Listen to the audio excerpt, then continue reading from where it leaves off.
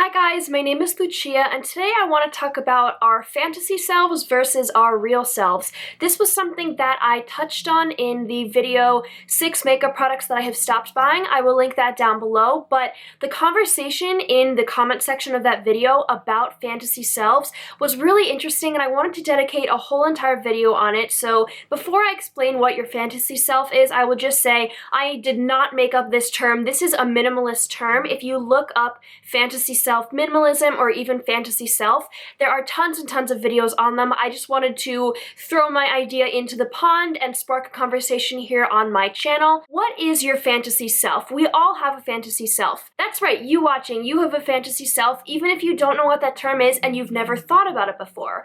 Our fantasy selves are the people we tell ourselves that we are even though we are not. Our fantasy selves make a lot of our financial decisions. They can lead us to live a more unfulfilled life because we are feeding into someone who is not actually who we are. I know that might not have made any sense, so I will give an example that I gave in the video that I talked about earlier. The 6 makeup products that I stopped buying. One of them was lip gloss. My fantasy self loves lip gloss. In my head, lip gloss is something that I think I would love. I think it's so chic and elegant, but in reality, I hate lip gloss. It's sticky and I don't love the effect that it gives. That is something that my fantasy self does, and I would continue to buy lip gloss because of my fantasy self. Fantasy selves can be who we want to be, but it's more of the people we think we are. And there's a big difference between goals that we set for ourselves and the people that we want to become versus our fantasy selves, because obviously we are all growing and changing constantly as people, and it is a great idea to set goals for yourself and want to become a better person. But fantasy selves are the people we think we are right now. Our fantasy selves have their own interests. We have certain things that we buy for ourselves that in reality we just don't do. It's not who we really are. Like I said, we all have a fantasy self and you may not even know that you have it. I can think back my entire life, and my entire life I have had a fantasy self. I'm probably now at the point where my fantasy self is the smallest it's ever been. I remember growing up, I always wanted to love skirts. My mom would buy me skirts, I would want to buy skirts, and I hated skirts because as a kid I went through puberty young and I had a bit of a figure and skirts didn't work on me. But my fantasy self wanted to love skirts. I wanted that to be something that I looked good in. So I continued to buy them, I continued to try to like them, but I did not like them and I never wore them. I hope these examples are giving you a better idea of what your fantasy self is. Why does this matter? Who cares about a fantasy self? When we are shopping and decluttering, basically when we are doing anything that we believe will better our lives, we often put our fantasy selves before our real selves. I've actually seen people declutter their fantasy selves on YouTube where they will make a video just about all the things their fantasy self does that they don't want to do anymore, and holding on to a fantasy self stops us from being able to let go of the things that no longer spark joy. I know a lot of you probably know Marie Kondo and her method of decluttering things that don't spark joy, and a fantasy self is a big part of that can hold you back. You have this thing and it doesn't spark joy, but you want it to spark joy. That part of you that wants you to love it, that says you should like this even if you don't, that's the fantasy self talking. It can also go deeper than that. Our fantasy self can convince us that we are not doing enough with our lives. For example, in high school, I really wanted to be a singer-songwriter. I wanted to be a singer-songwriter my whole life. In middle school, I wrote a song every week. I played music all the time. But in high school, I lost that interest a bit and I really got into makeup. And my fantasy self was still the person who loved music and who wanted to be this singer, and I constantly felt like I wasn't good enough, like I wasn't fulfilling who I was supposed to be or who I thought I was. And it took me a very long time to let go of that person and accept the fact that my interests have changed. I found YouTube, I found the beauty community, I started making videos, and I let go of the part of me that was not this person because I am not a singer-songwriter. I'm not that person, but that was my fantasy self. That's who I wanted to be, and I was still allowing that person to dictate my life and to make me feel as though I wasn't doing enough, when in reality, I was doing so much, it just wasn't what my fantasy self was doing. And like I said, there's a difference between having goals and a fantasy self. Goals are the people that we want to be. It's the people we aspire to be every day, but our fantasy selves are the people we think we are right now.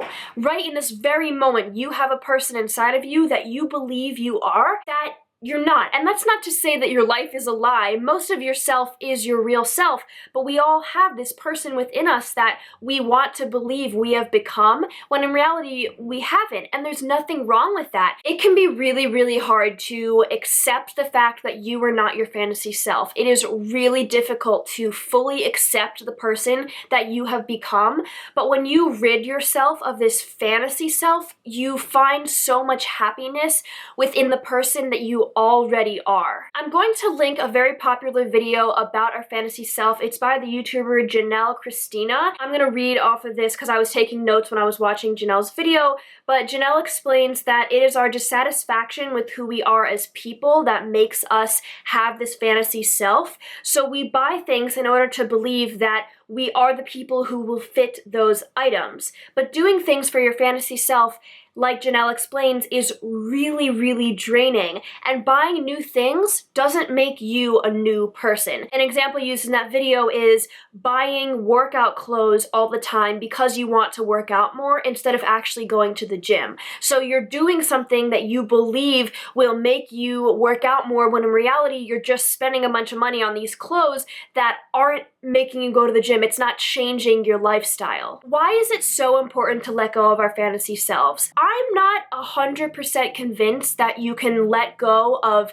every single part of your fantasy self. I kind of think that part of your fantasy self will always be there because it's just such a hard concept to completely let go of.